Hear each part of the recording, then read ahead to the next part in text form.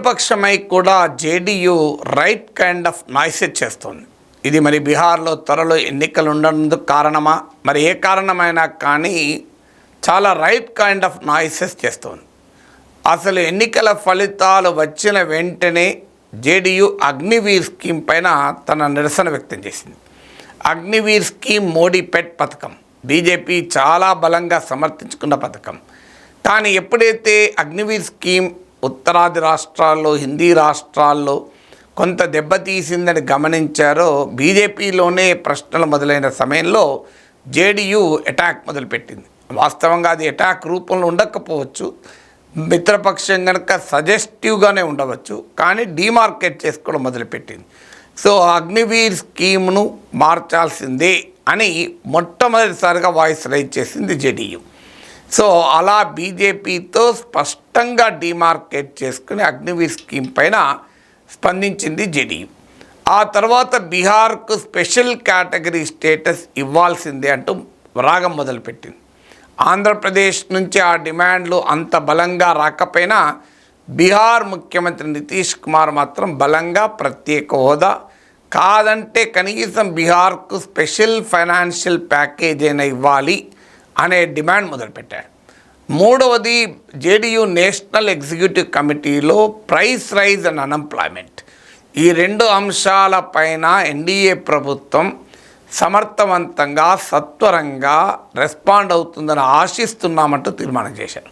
అంటే ఒక రకంగా మోడీ ప్రభుత్వానికి సూచనగానైనా, అది సూచన అనుకుందామా, హెచ్చరిక అనుకుందామా, బట్ ఏదైనా చెప్పదలుచుకున్నది అయితే జేడీయూ చెప్పింది. సో ఎందుకంటే సిఎస్డిఎస్ లోక్నీతి స్టడీ ప్రకారం కూడా పోస్ట్పోల్ స్టడీలో బీజేపీని దెబ్బతీసిన ముఖ్యమైన అంశం నిరుద్యోగం, ధరల పెరుగుదల. ఈ రెండు హిందీ రాష్ట్రాల్లో కూడా బీజేపీని దెబ్బతీస్తుంది. హిందీ రాష్ట్రంలో కాదు, బీజేపీకి బలంగా ఉన్న నార్త్ అండ్ వెస్ట్లో బాగా దెబ్బతీస్తుంది. మీకు సిఎస్డిఎస్ లోక్నీతి పోస్ట్పోల్ స్టడీలో, ప్రీపోల్ స్టడీలో కూడా జాబ్స్ అండ్ ఇన్ఫ్లేషన్ ప్రజలు ప్రధానంగా ఫీల్ అవుతున్న సమస్యలుగా ముందుకొచ్చాయి.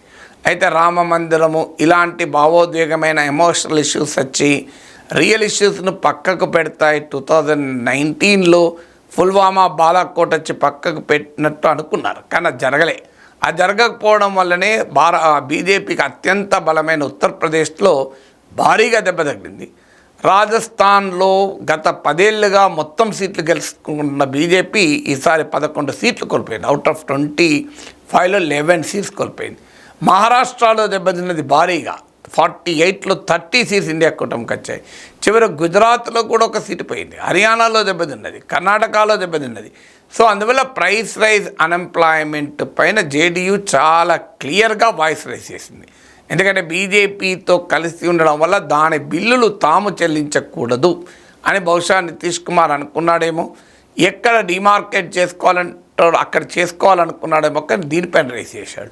తర్వాత 4వది పేపర్ లీక్ల పైన కూడా మాట్లాడారు. నేషనల్ ఎగ్జిక్యూటివ్ కమిటీలో చాలా క్లియర్గా పేపర్ లీక్ల పైన ఆందోళన వ్యక్తం చేస్తూ కఠినమైన చర్యలు తీసుకోవాలంటూ స్టేట్మెంట్ ఇచ్చారు. విచిత్రం ఏంటంటే ఆంధ్రప్రదేశ్లో మిత్రపక్షం కానీ, పరోక్షంగా మిత్రపక్షం ఆంధ్రప్రదేశ్లో ప్రతిపక్షం కానీ ఎవరు కూడా నీటిపైన మాట్లాడతలేరు, పేపర్ లీక్ల పైన మాట్లాడతలేరు, ఇన్ని లక్షలాది మంది ప్రజల జీవితాలైనా మాట్లాడతలేరు. కానీ జేడీయూ ఆ విషయంలో కూడా సజెస్టివ్గా చెప్పింది.